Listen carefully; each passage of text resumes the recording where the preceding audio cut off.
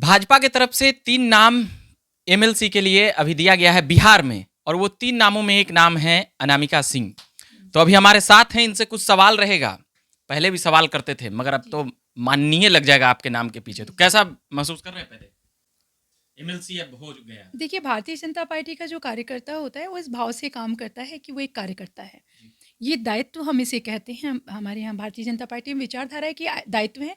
समय-समय पे अलग-अलग तरह के दायित्व होते हैं। पार्टी जो देती है, उनका क्रियान्वयन करना होता है और पर हम शाश्वत रूप से हमेशा एक कार्यकर्ता होते हैं। और अभी जिस प्रकार से कुछ नाम चल रहे थे, उसमें एक तो मंगल पांडे हैं, एक आप हैं, एक और भी हैं। तो अब और भी नई-नई ज़िम्मेदारियाँ आएँगी, तो उसको कैसे देखते हैं आप? देखिए, भारतीय जनता पार्टी की जो विचारधारा है, आदरणीय नरेंद्र मोदी जी के नेतृत्व में बहुत संवेदनशीलता के साथ, बहुत ज़िम्मेदारी के साथ हम काम करते हैं और जनता के बीच में जाकर हम ये बताते हैं कि जब आप भारतीय जनता पार्टी के साथ जुड़ते हैं, तो आप एक राजनीतिक दल के साथ नहीं जुड़ते हैं। आप एक ऐसे दल के साथ खड़े होते हैं जो राष्ट्र निर्माण की बात करता है, जो भारत को विश्व की एक सुदृढ़ ताकत बनाने के विषय में बात करता है।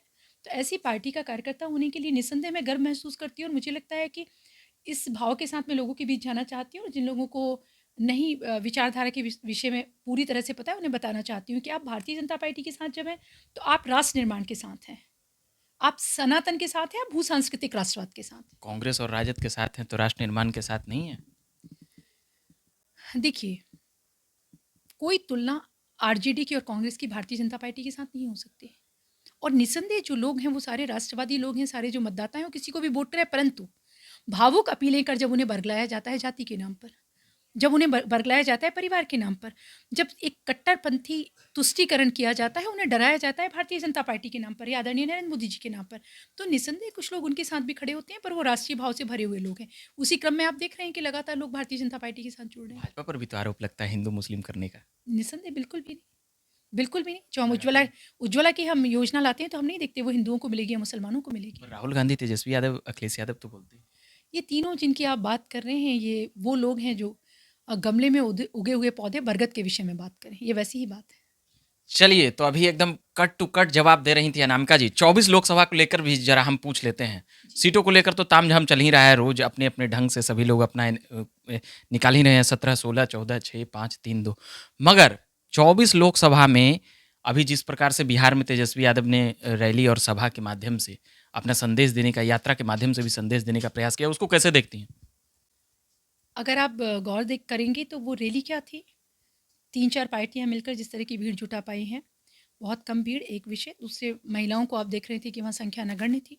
तीसरा विषय जिस तरह पत्रकारों के साथ होता है। चौथा विषय लालू जी, आदरणीय कभी तेजस्वी जी का, कभी तेज प्रताप जी का, कभी मीसा जी का हाथ उठा के बताते हैं।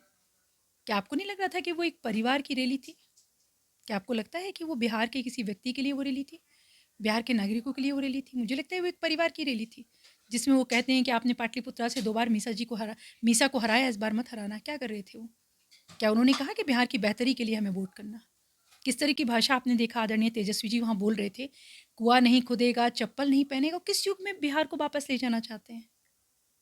किस युग की वो बात कर रहे हैं? लालू जी तो बोल रहे थे परिवारवाद को ही लेकर, परिवार की जो परिवार नहीं संभाल पाया वो देश क्या संभालेगा। आप लोग बाद में ट्विटर ट्रेंडिंग करा दिए, उसको एकदम स्लोगन में बदल दिए, मोदी का परिवार। मगर लालू जी तो बोल रहे हैं कि जो परिवार नहीं चला पाया वो देश क्या चला पाएगा।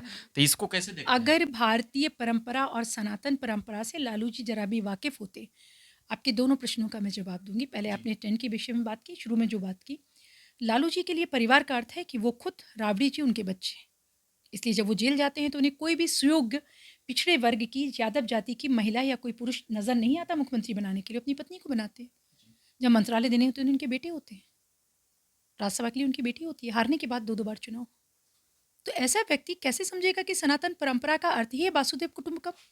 हम तो विश्व को कुटुंब होने की बात करते हैं और निसंदेह हम सब आदरणीय नरेंद्र मोदी जी के परिवार का हिस्सा है, क्योंकि हमारी तो विचारधारा ही, हम तो पेड़ पौधों पौधों को, नदियों को अपना परिवार मानने वाले लोग हैं। हमारे यहाँ तो पहली रोटी निकाली जाती है कौवे के लिए, गाय के लिए, कुत्ते के लिए। तो हम तो वो लोग हैं कि हम तो पशु पक्षी है, मात्र है। हम तो कौवे के लिए भी श्राद्ध में भोजन रखते हैं ताकि उसका वंश चले। तो हम तो वो लोग हैं, हम तो उस राम की परंपरा के लोग हैं जहाँ जटायु को प्रणाम करने जाते हैं ना। कि आपने संघर्ष तो किया, आपको पता था कि आपकी मृत्यु तय है, तब भी आपने संघर्ष किया। वो प्रणाम करते हैं उस गिलहरी को। चलिए, काफ़ी मतलब कह सकते हैं कि रचनात्मक बातें कर रहे हैं। अगर अभी कोई विपक्ष में अभी बैठा रहता तब दोनों तरफ से होता, और टीवी पर खूब तेज तर्रार बातें करती हैं अनामिका सिंह जी। तो अभी हम इतना ही कहेंगे कि एमएलसी के लिए इनका नाम आया है, मतलब नाम पार्टी ने रख दिया है, 3 नाम भाजपा की तरफ से।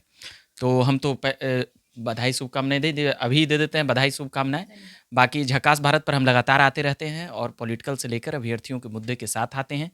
बने रहिए झकास भारत के साथ। मेरा नाम रविकांत हुआ। धन्यवाद।